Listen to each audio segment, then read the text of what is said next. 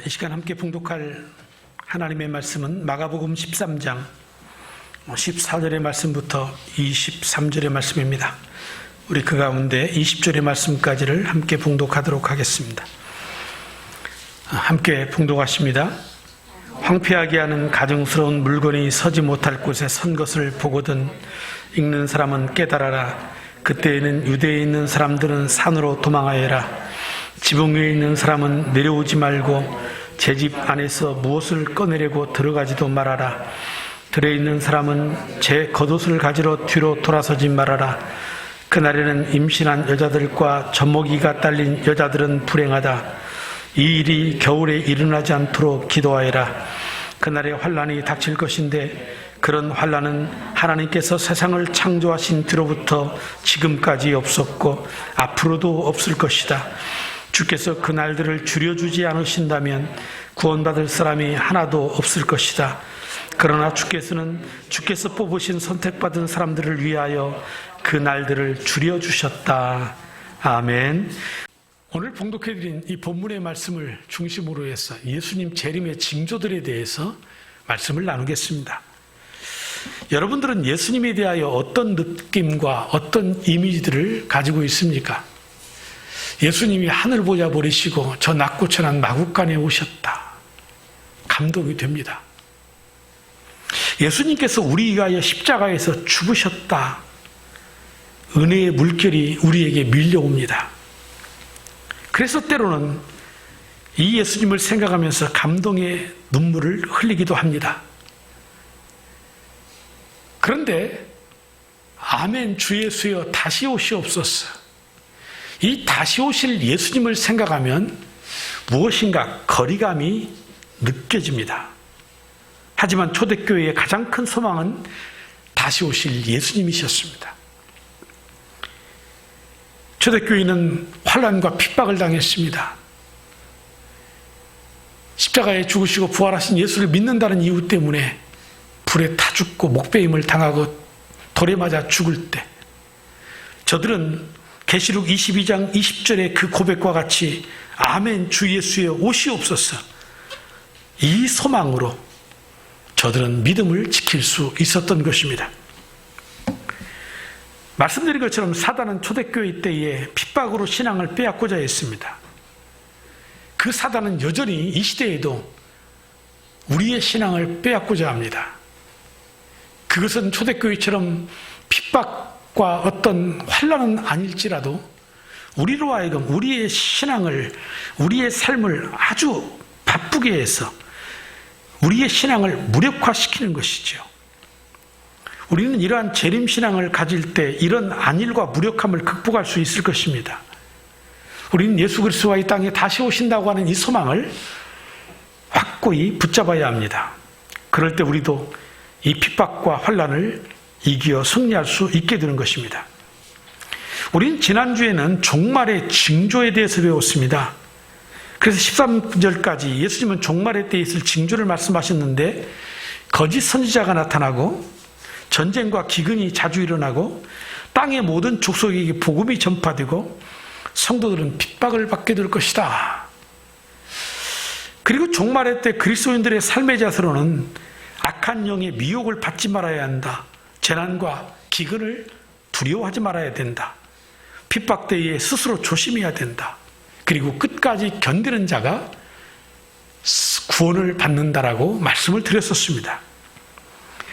저는 다시 한번 우리 성도들 모두가 이 마지막 종말의 때에 이 미혹하는 영들과 대적해서 승리하는 믿음의 생활을 하시기를 주님의 이름으로 다시 한번 축복을 드립니다. 그러면 두 번째 말씀드렸던 것처럼 주의 임하심에는 무슨 징조가 있을까요? 세계의 종말이 오고 주님이 지상으로 강림하실 때의 징조를 주님은 말씀하십니다.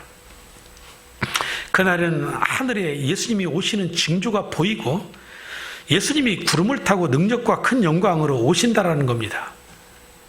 그런데 이단들은 예수님이 다시 영으로 오셨다고 자꾸 이야기를 하는데 성경은 분명히 우리의 눈으로 볼 수 있게 오신다고 그랬잖아요. 그런데 저들은 영으로 이미 왔다. 작전 변경, 계획 변경, 자꾸 이런 얘기를 하는 겁니다. 성경은 우리가 1.16도 틀림이 없다라고 믿습니다. 하나님은 실현을 하시는 하나님이 아니십니다. 당신의 계획을 변경시키지 않습니다. 언약하신 그 말씀을 그대로 이루시는 하나님이십니다. 그러니까 우리는 하나님의 말씀을 붙잡고 성경에서 틀리면 미혹입니다. 넘어가서는 안 됩니다. 그래서 오늘 우리는 이 본문의 예수님의 재림의 징조들을 살펴보면서 마치 이 신랑을 맞을 신부처럼 깨어서 신앙생활에서 다시 오실 주님을 우리가 맞아들일 수 있는 그런 신앙이 되어야 할 것입니다. 그러면 주님이 지상으로 강림하실 때, 재림하실 때의 징조는 무엇이냐? 첫 번째가 대환란이 있다라는 겁니다. 오늘 보면 19절에 그날에 환란이 닥칠 것인데, 여러분 우리가 분명히 알아야 될 것 하나 있습니다. 세상이 시간이 흘러가면 흘러갈수록 더 좋아질까요? 더 나빠질까요? 과학의 진보, 어떠한 학문의 그 우월성, 이런 것들을 본다고 한다면 앞으로 30년, 40년만 해도 지금의 우리가 경험하지 못한 놀라운 일들을 경험하게 될 겁니다. 세상이 바뀌어도 이렇게 빠르게 바뀔 수 있을까 할 정도로 놀라운 일들이 일어나게 될 것입니다. 이미 우주 관광의 시대가 열렸고, 이제는 무인 비행기, 무인 자동차, 이제는 사람이 아닌 이 AI의 기계들의 통합된 정보에 의해서 이 세계가 변하는 겁니다. 하지만 아무리 과학이 발달하고 학문적인 우월성이 진보한다 하더라도 이 세상은 더 좋아지지 않습니다. 오히려 더 나빠지게 된다는 것입니다. 그래서 세상은 화려하게 변해가는데 이 종말의 시대를 다름질하는 이 세상은 더 큰 혼란과 파괴의 연속일 거라는 얘기입니다. 그래서 주님께서는 본문에서 예언을 이중적으로 사용하고 계시는 겁니다. 하나는 이 현실의 예수님 당시의 현실의 예루살렘의 멸망, 그리고 또 하나는 최후의 대심판을 예언하고 계시는 것입니다. 그리고 대환란의 징조는 14절의 말씀처럼 멸망에 가증한 것이 거룩하게 서게 된다는 것입니다. 마가복음 13장 14절에 황폐하게 하는 가증스러운 물건이 서지 못할 곳에 선 것을 보거든. 이 말씀은 예수님께서 다니엘서를 인용하신 말씀인데 하나님의 성전에 우상이 자리 잡는 것을 말합니다. 그래서 다니엘서 12장 11절에 날마다 드리는 제사가 없어지고 혐오감을 주는 중축한 것이 세워질 때부터 이 표현을 하는 거죠. 그래서 이런 일이 예수님 전에도 있었는데 주전 167년 수리아의 임금 이 안티오커스 에피파네스가 이 예루살렘을 침공해서 함락시키면서 이 예루살렘 성전에 돼지의 피를 뿌리고 거기에 제우스 신을 세우고 제우스에게 경배를 했습니다. 다니엘서의 그 말씀 그대로 이루어진 겁니다. 그리고 예수님 이후에는 로마군을 이끌고 예루살렘을 멸망시킨 이 디도 장군이 군기를 성전 동편문을 향하여 세우고 거기에서 분향을 했다고 그랬습니다. 이렇게 가증한 것들이 하나님의 성전을 더럽힐 때는 심판의 때임을 알아야 된다. 어쩌면 오늘날 이 시대에 이런 끔찍한 전쟁 속에서의 어떠한 이러한 가증한 것들이 아닐지라도 우리의 이 시대의 성전, 우리의 교회들, 우리 자신들이 이 세상에 가증한 것들로 인해서 우리 자신의 성전들을, 우리의 교회들을 얼마든지 더럽힐 수 있다라는 거지요. 우리는 이것들을 경계해야 하는 것입니다. 그리고 이런 현상들이 나타날 때 주님의 재림이 가까워왔구나, 말세가 가까워왔구나, 세상의 종말이 멀지 않았구나 라는 것을 깨닫는 것이 지혜일 것입니다. 그렇다면 이런 대환란이 있을 때 성경은 우리에게 어떻게 해야 될까, 어떻게 하라고 말씀하고 있을까요?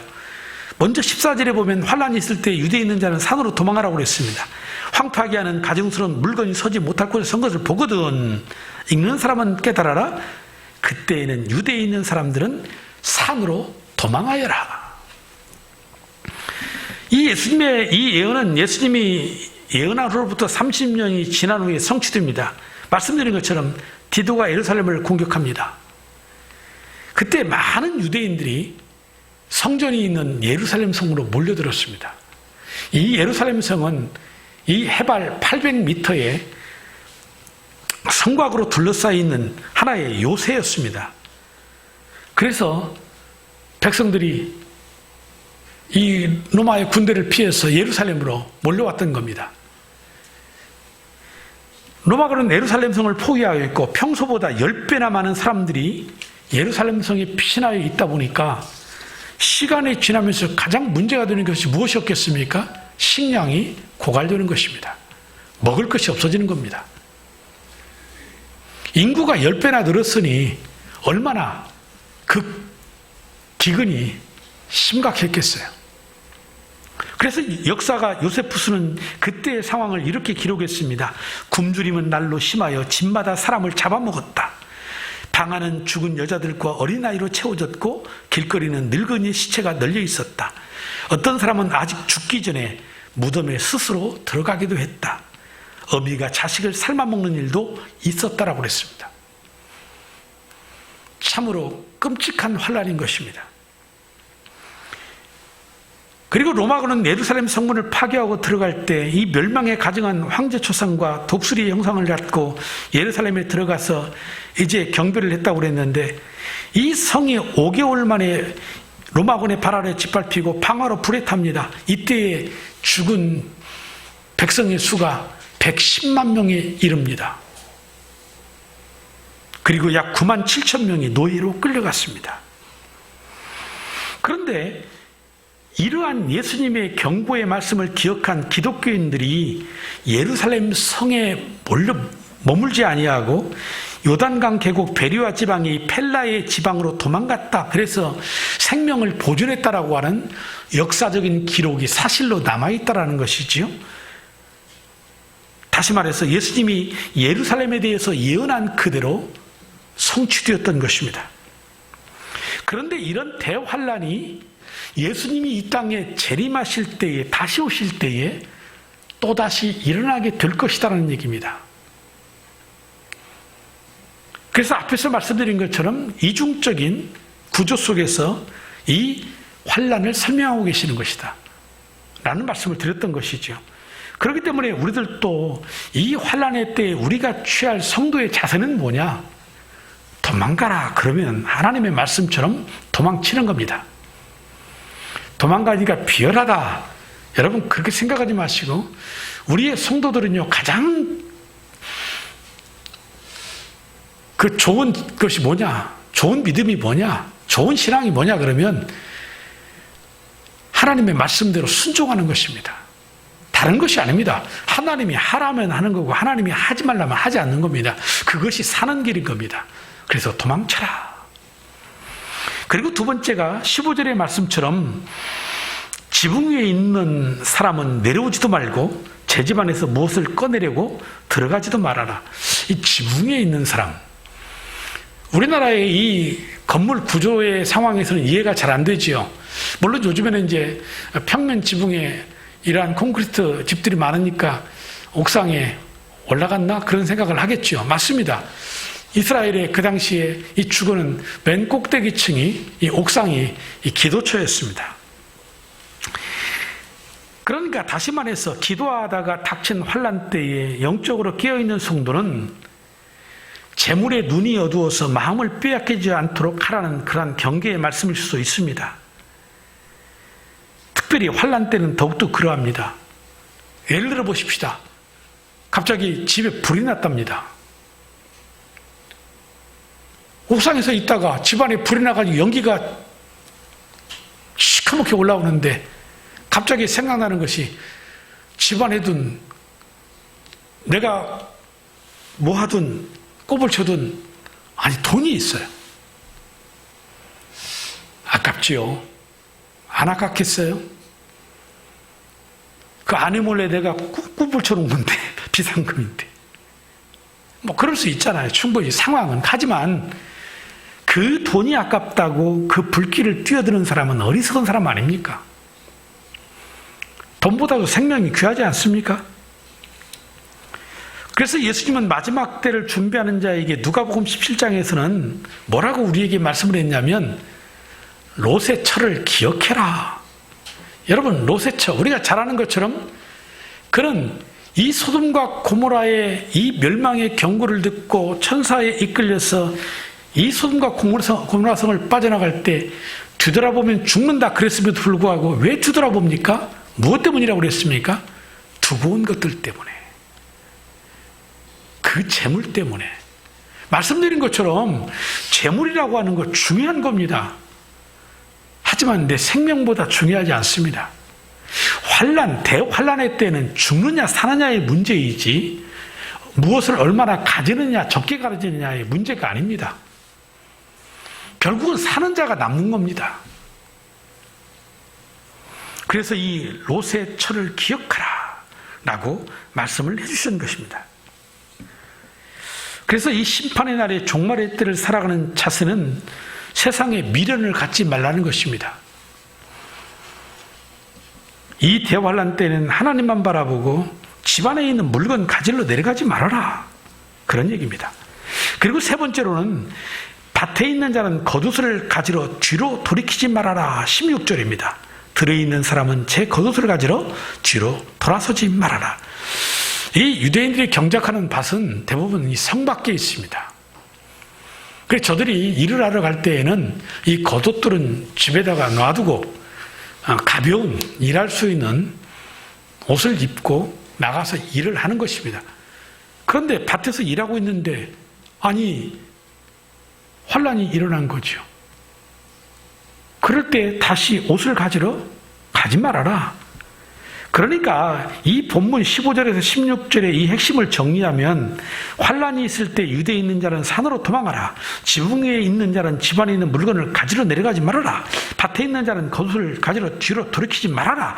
이러한 말씀들은 환란 때에는 속히 피하라는 말씀이 핵심의 말씀이죠. 환란 때에는 피해야 된다. 그리고 이어서 그 환란 날에 누가 가장 큰 피해를 입는다고 그랬습니까? 17절에 아이벤 자들과 젖먹이는 자들. 그날에는 임신한 여자들과 젖먹이가 딸린 여자들은 불행하다. 이 화가 있다 라고 하는 이 말은 어떤 말이냐면 얼마나 무서운가, 얼마나 끔찍한가 이런 뜻입니다. 전쟁이 나면 누가 가장 큰 피해를 당합니까? 여인들, 어린아이들입니다. 특별히 임산부. 주님은 그날에 끔찍한 일을 당할 이 어머니들과 아이들을 떠올리며 가슴이 아팠던 것입니다. 그리고 예수님은 이 일이 겨울에 일어나지 않도록 기도하라고 그랬습니다. 겨울에 일어나면 피난 가는 데에 더 힘이 듭니다. 피해가 더 큽니다. 그래서 여름의 전쟁보다 겨울의 전쟁이 더 피해가 크고 이스라엘은 겨울이 우기입니다. 그래서 땅이 질퍽거리고 도망치기가 매우 어렵습니다. 그래서 이처럼 이 환란 때에는 약한 사람, 어린 아이들이 대부분 화를 당하는 겁니다. 그런데 우리가 이 신앙도 마찬가지입니다. 새로운 삶에서 영적 단계를 우리가 배우지요. 갓 태어나서부터 마지막 성인 된 어른이 될 때까지의 그 과정. 그런데 어린아이 신앙일수록 더 위험합니다. 여러분 동물의 왕국을 보십시오. 사자들이 어떤 먹잇감을 노립니까? 새끼들. 다치거나 병든 노쇠한 짐승들을 노립니다. 그래서 가만히 무리들을 살펴보다가 그 무리 속에 약한 먹잇감이 딱 포착이 되면 그때부터 모는 겁니다. 근데 건강한 놈들은 빨리 도망을 치는 거고 결국은 약한 놈들이 뒤에 처지게 되고 이 먹잇감이 들 수밖에 없는 것과 같은 것입니다. 그러므로 더 이상 어린아이 신앙에 머물면 안 됩니다. 예수 그리스도를 만나되 깊이 만나야 됩니다. 예수를 정말 우리가 만나면 실망할 수 없습니다. 우리가 진정한 예수를 우리의 마음속에 모시고 산다면 거짓 영들에게 가짜들에게 미혹당하지 않을 것입니다. 누가 무슨 말을 해도 예수를 만난 사람은 흔들리지 않습니다. 그래서 우리가 이 환난의 날을 위해서 우리가 해야 할 일이 뭐냐? 톰 크루즈처럼 저 땅속 깊은 곳에 핵이 터져도 끄떡없는, 마치 지구에 종말이 오는 그러한 전쟁이 일어난다 하더라도 살겠다고 지하 참호를 그렇게 파고 우리들도 땅속에 숨어야 되는 것입니까? 다른 나라로 이민 가신 것이 정답입니까? 아닙니다. 이 세상의 대환란은 어느 한 지역만의 문제가 아니고 주님이 다시 오실 때에는 온 우주적인 종말입니다. 그 종말이 어떻게 펼쳐질지는 누구도 모르지만 주님은 이 세상, 온 세상을 심판하신다고 그랬습니다. 땅속에 숨은들 주님의 심판을 피해갈 수 있을까요? 하늘에 숨은들 그 주님의 심판을 피할 수 있을까요? 피할 수 없습니다. 그러므로 환난날에 성도들이 준비할 일은 다른 것이 아닌 기도하는 것입니다. 주님은 분명히 오늘 18절 말씀에 그랬습니다. 이 일이 겨울에 일어나지 않도록 기도하여라. 시편 50편 15절 말씀은 그러므로 환난의 날에 나를 불러라. 재난의 날에 나를 불러라. 내가 너희를 구하여 줄 것이요 너는 나에게 영광을 돌리게 될 것이다. 이 환난의 날, 재난의 날에 나를 부르라는 것은 이런 의미입니다. 그 환난과 어려움에서 좀 멀리 떨어져서 기도해라, 그런 뜻입니다. 왜 조금 떨어지라고 말할까요? 여러분, 우리가 왜 우리의 감정에 함몰되는 줄 아십니까? 그 사건 속에 내가 들어가 있으니까 그런 거지요. 내 감정 앞세우고 내 생각만 앞세우니까 결국은 거기에서 못 튀어나오고 거기에서 갈등하고 다투고 싸우는 거 아닙니까? 그런데 때로는 우리가 내 문제의 삶을 내가 조금 떨어져서 제3자의 입장에서 바라보면 상대도 다시 보이고 내가 그렇게 반응하는 내 모습 속에서 저건 아니구나. 내가 뭔가 지금 좀 심했구나. 여러 가지의 판단들을 하게 되는 거지요. 그래서 환난이 크고 문제가 나에게 어떤 시험들이 내게 닥칠 때에는요, 그 문제에서 조금 떨어져서 뭐 하라고요? 기도하라는 겁니다. 하나님 앞에. 사랑하는 성도 여러분, 이 환난의 날은 누구나 예고 없이 찾아올 수 있습니다. 그래서 병은 눈썹에서 떨어진다고 하는 말이 있습니다. 슬픈 일도 실패도 그렇게 예고 없이 우리 앞에 떨어지는 것입니다. 눈 한 번 깜짝했는데 떨어지는 거예요. 전혀 내일 일어날 일을 예측을 못했는데 갑작스럽게 내 삶에 훅 하고 무엇인가가 들어오는 겁니다.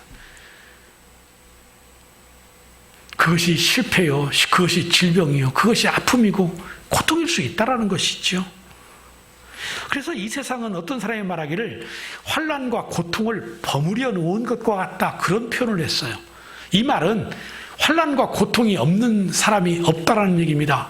그래서 앞집에는 근심이요, 뒷집에는 한숨이요, 옆집에는 슬픔이라. 가만히 한 가정을 들여다보면 다 문제들을 가지고 있고 아픔들을 가지고 있더라, 그런 얘기입니다. 세상에 문제 없는 사람이 어디 있을까? 세상에 문제 없는 가정이 어디 있을까? 그런데 그런 환난과 아픔과 고난과 고통을 통과해 가면서 우리는 더 가족이 하나 되는 거고 우리 모두 공동체가 더 결속되는, 그래서 그것들을 이겨나갈 때 성숙한 신앙, 성숙한 인격으로 우리가 자라나게 되는 것을 볼 수 있는 것입니다. 그러므로 환난이 온다고 하더라도 불평하고 원망하고 낙심하지 마시기를 바랍니다. 이 원망과 불평은 멸망으로 가는 길입니다. 하지만 기도할 때 우리는 이 환난을 이길 수 있습니다. 그래서 환난을 이기는 최고의 무기가 무엇이라는 것입니까? 기도입니다. 기도밖에 없습니다. 그러므로 기도하십시오. 고난의 가장 좋은 처방은 다른 것 아닙니다. 기도입니다. 우리가 시험을 이기는 가장 좋은 처방은 무엇입니까? 기도입니다. 다른 거 없습니다. 지금은 코로나19라고 하는 대환란을 만났습니다. 이때 우리들은 자신뿐만 아니라 이웃을 돌아보고 마음을 모아 기도해야 합니다. 기도할 때 하나님이 움직이시고, 기도할 때 이 모든 상황들을 다 해결해 주실 것을 믿습니다.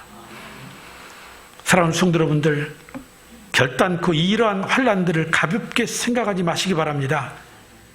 주님이 재림하시는 때의 환난은 이제까지 우리들이 한 번도 경험해보지 못한 환난이 될 것입니다. 그래서 오늘 본문의 19절에 뭐라고 그랬습니까? 그날에 환난이 닥칠 것인데 그런 환난은 하나님께서 세상을 창조하신 뒤로부터 지금까지 없었고 앞으로도 없을 것이다. 그래서 우리가 주님이 다시 오실 때의 그 환난을 어떤 환난이라고 부릅니까? 대환난이라고 부르는 겁니다. 전에도 없고 앞으로도 없을 환난. 얼마나 끔찍한 환난이 될지 모르는 것입니다. 행여라도 이러한 말씀 들으면서 나와는 상관이 없는 것처럼 생각하지 마십시오.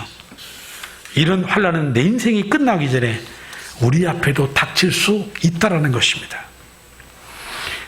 그렇기 때문에 우리는 이러한 환난에 대한 두려움을 늘 가지고 있어야 합니다. 쓸데없는 두려움을 갖는 것은 이롭지 않지만은 마땅히 두려워해야 할 것을 두려워하는 것은 지혜인 것입니다. 하나님께서 사람에게 이 두려움이라는 감정을 주셨어요. 누구에게나 이 두려움의 감정이 있어요. 아니, 하나님이 우리에게 두려움이라는 감정을 주셔놓고 또 우리에게 뭐라고 말씀하세요? 너희는 두려워하지 말라는 거예요.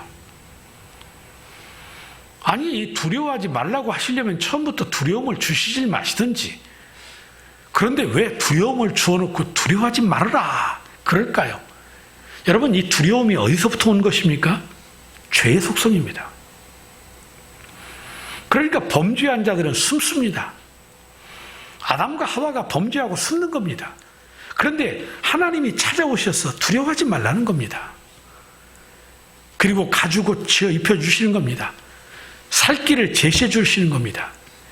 그래서 우리가 이 죄의 두려움 속에서 지혜를 가지고 하나님 앞에, 하나님이 하신 말씀 앞에 순종하고 그 두려움을 준비할 수 있는 믿음의 자세가 필요한 것입니다. 자, 화재 날 것이 두려운 사람, 소화기를 준비해 놓지요. 좀 더 예비하는 사람들 같으면 화재 보험도 들지요. 그러나 불이 날 것을 전혀 두려워하지 않냐고, 믿음으로 하나님이 지켜주시는데, 천하태평인 사람.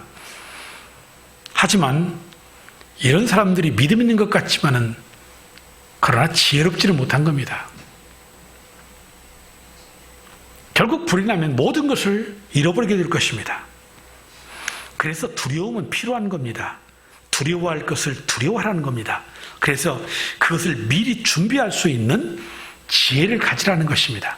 이것이 말세의 지말에, 이 대환란 때에 우리 성도들이 가져야 될 그러한 자세인 것입니다. 그리고 피할 길을 찾아야 되겠지요. 이 마지막 환란은 우리가 싸워 이길 수 있는 것이 아닙니다. 이 도저히 인간이 대항할 수 없는 유형의 환란이 이 땅을 엄습하게 될 것입니다. 어쩌면 우리가 예측할 수 있는 것이 무엇입니까? 우리 인간들이 말하는 발전한 과학, 인간의 두뇌, 이 가공할 만한 이러한 신무기들, 이것들을 어떻게 막을 수 있지요? 한 나라에서 엄청난 파괴력을 가진 미사일을 쏘아 올리면 얼마 가지 않아서 우리는 그 미사일을 요격할 수 있는 방어체계를 갖추었다 그럽니다.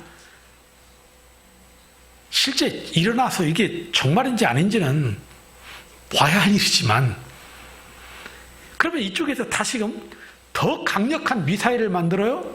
대기권을 뚫고 올라갔다가 다시 대기권을 뚫고 내려와서 총알처럼 위에서부터 아래로 꽂히는데 이것을 음속으로 내려오기 때문에 마하 6, 10 막 이런답니다. 요즘에 그런 얘기가 나와요. 상상할 수 없는 속도예요. 근데 그것을 갖다가 맞추는 미호격 미사일은 그것보다 더 빨라야 되는 거죠. 어디까지가 과학의 끝일지는 모르겠지만 정말 전쟁이 이 땅 가운데에서 일어나서 여기저기 핵이 터지고 강할 그런 무기들이 터지기 시작한다고 한다면 그것은 인간의 어떤 또 다른 힘으로는 막을 수 있는 방법이 없습니다. 모두가 함께 죽는 것입니다.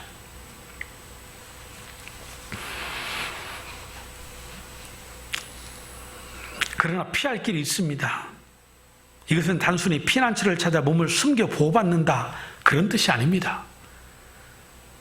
그 환난의 때에 우리의 영혼의 주인 되시고 우리의 삶의 주인 되신 진정한 피난처 되신 하나님이 계시다. 그 하나님께로 피하는 것 외에 다른 길이 없는 것입니다. 그러므로 혹 마지막에 대환난이 와도 우리의 성도들은 하나님께 피하는 믿음의 지혜로운 자들이 다두시기를 바랍니다. 하나님께 피할 때 하나님이 우리를 지켜주시고 우리 영혼을 다시 살리시는 분 아니십니까? 죽어도 살겠고 무릇 살아서 나를 믿는 자는 영원히 죽음을 보지 아니하리라. 우리 주님의 분명한 선언 아닙니까?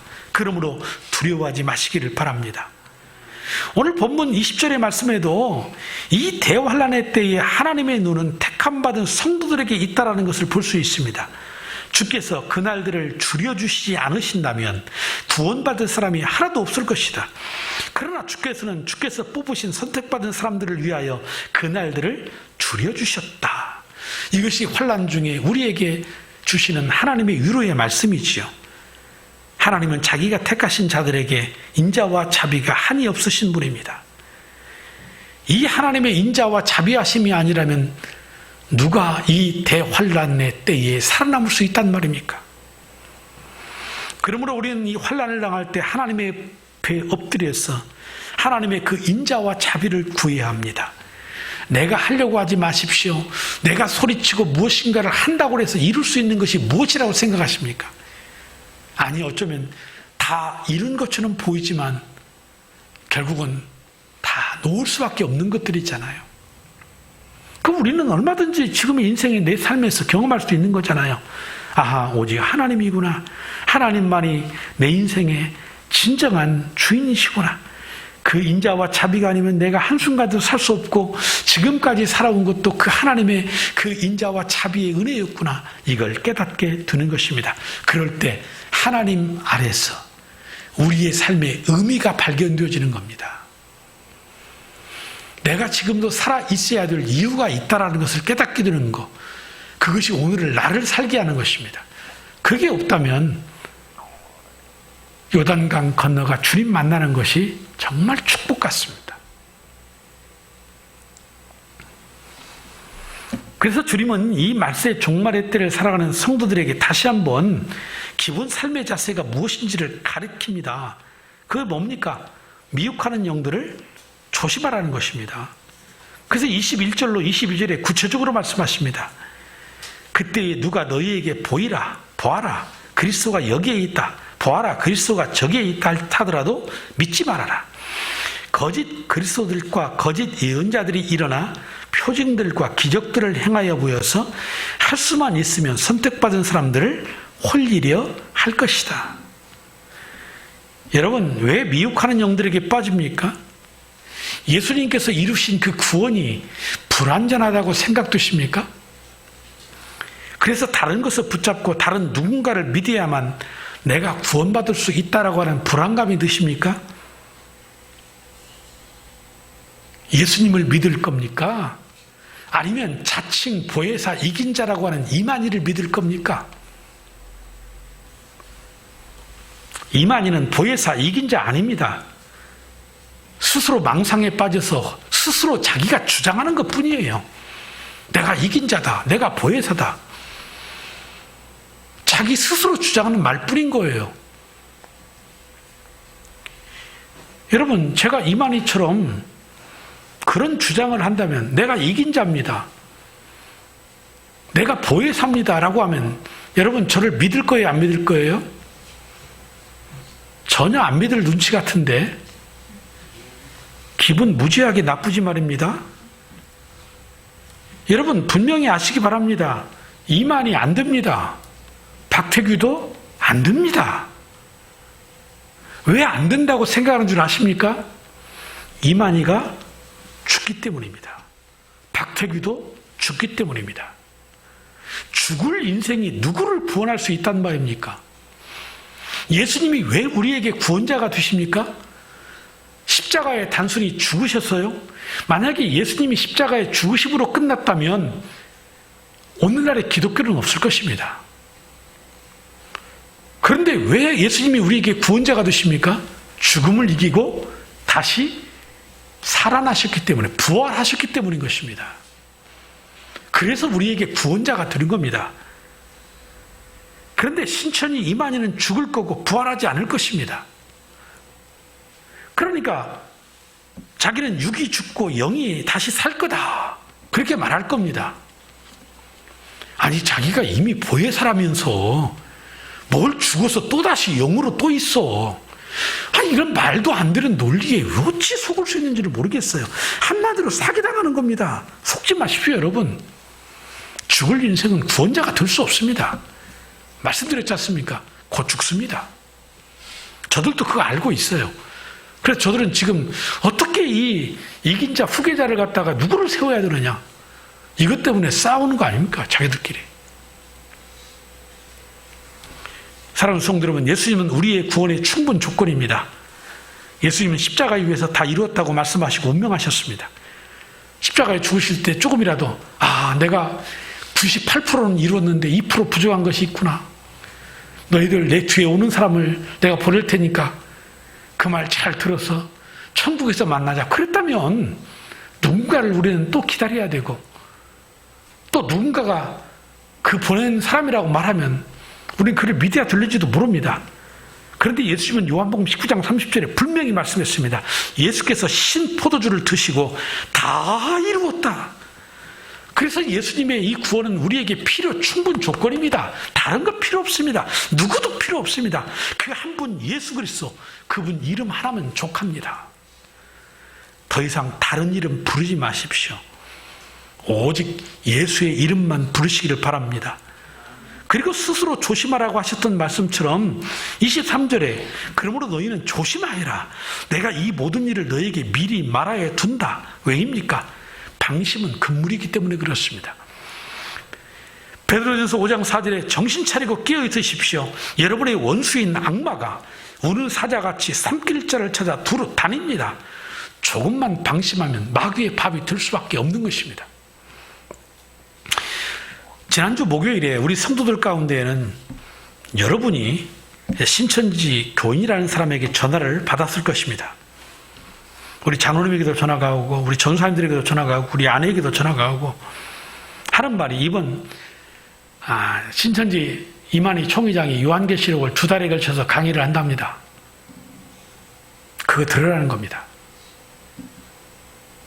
저에게도 전화가 왔습니다. 실례하지만 예일교회 박태규 목사님 되세요? 네. 저는 신천지에 다니는 성도인데 이번에 이만희 총회장님의 계시록 강의가 있으니 관심 있으시면 들으십시오. 그러길래 참 신뢰가 많군요. 신뢰죠. 건방지죠. 목사를 뭘로 보고? 나는 그렇게 전화하면 거기에 빠질 사람들이 있다고 생각하는 그들의 사고가 잘 이해가 안 되는데, 어쨌든 전화를 직접 받았어요. 그래서 제가 그렇잖아도 요즘에 신천지에 대해서 관심을 가지고 신천지에 대해서 제가 연구하고 있습니다. 그랬더니 그러면 잘 됐네요. 이번 교회에 꼭 들으시죠. 그러길래 그러시지 마시고 저에게 오시면 안 되겠습니까? 그랬더니 전화를 끊었습니다. 말씀을 맺습니다. 사랑하는 성도 여러분, 미혹하는 영들, 이 말세의 지말에 마지막 때 일어날 이 현상들, 여러분, 이 미혹하는 영들이 저 멀리 있는 것이 아닙니다. 나의 가장 가까운 곳에 지금 있는 겁니다.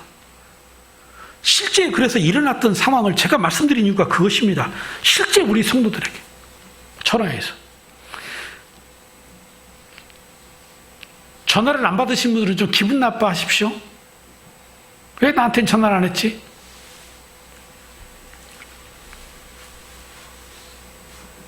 여러분, 아는 것을 감사해야 되죠. 어쨌든 나를 먹잇감으로 여기고 노리고 있는 건 분명한 겁니다. 틈만 있으면 나를 넘어뜨리고 나를 시험에 들게 하는 것, 이것이 다 누구의 짓이라는 겁니까? 악한 영, 마귀입니다.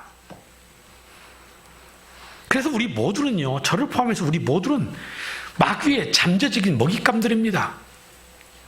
시험의 대상이라는 것입니다. 그래서 성경은 근신하고 깨어서 뭐 하라고 그랬어요? 기도하라 강조하셨던 것입니다.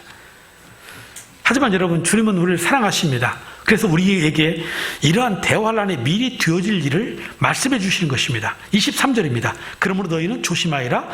내가 이 모든 일을 너희에게 미리 말하여 둔다. 미리 말하여 주셨잖아요. 하나님께서 이렇게 우리에게 미리 말씀해 주신 것은 주의를 살피어서 조심하라는 뜻 아닙니까?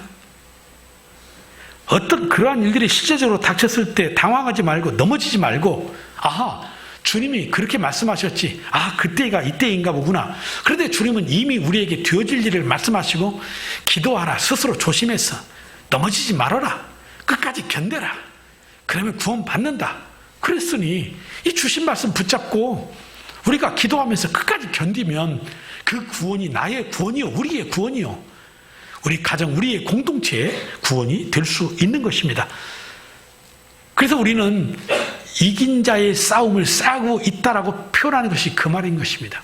예수님이 이미 사탄을 이기셨고 그것을 우리에게 능력으로 주셔서 지금도 예수의 이름을 부르는 모든 자들이 구원을 받게 되는 것입니다.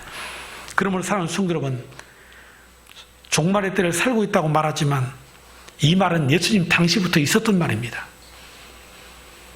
하지만 주님이 길이 참으시는 것은 단 한 사람의 영혼이라도 구원받기를 원하셔서 참으시는 것인 줄로 저희는 믿습니다. 어느 때가 정말 진정 주님 오실지는 아무도 모르지만